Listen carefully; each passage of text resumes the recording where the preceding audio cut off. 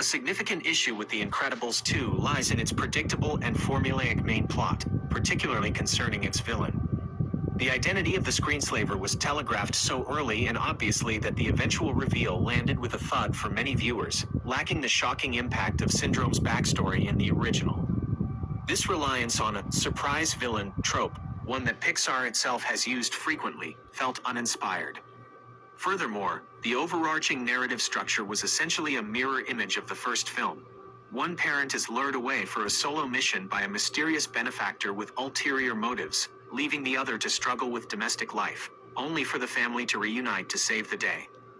This repetition made the sequel feel less like a bold new chapter and more like a familiar story with the gender roles swapped. The villain, Evelyn DeVore, also suffered from underdeveloped and less compelling motivations compared to her predecessor.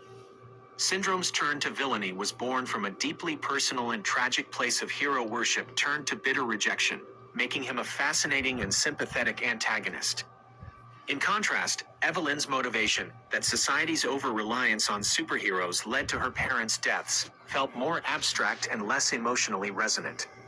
Her plan to make supers illegal forever by making them look bad lacked the personal vendetta and maniacal flair that made Syndrome so memorable, resulting in a central conflict that felt lower in stakes and emotional weight.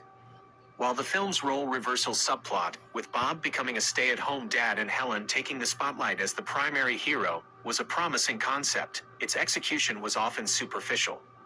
The narrative frequently mined this premise for cliched and simplistic humor. Dad can't figure out new math, is overwhelmed by Jack's powers, and is exhausted by domestic chores. The potential for a deeper exploration of gender roles, professional envy, and the challenges of modern parenting was often sidelined in favor of easy laughs.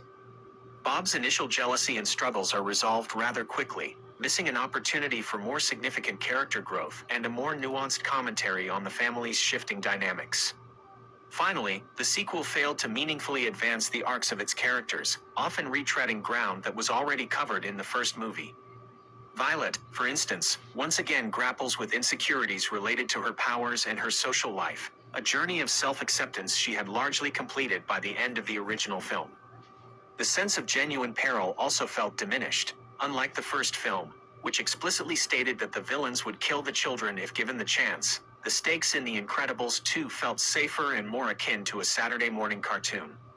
The result is a film that, while visually spectacular and entertaining, lacks the emotional depth and character development that made the original a masterpiece.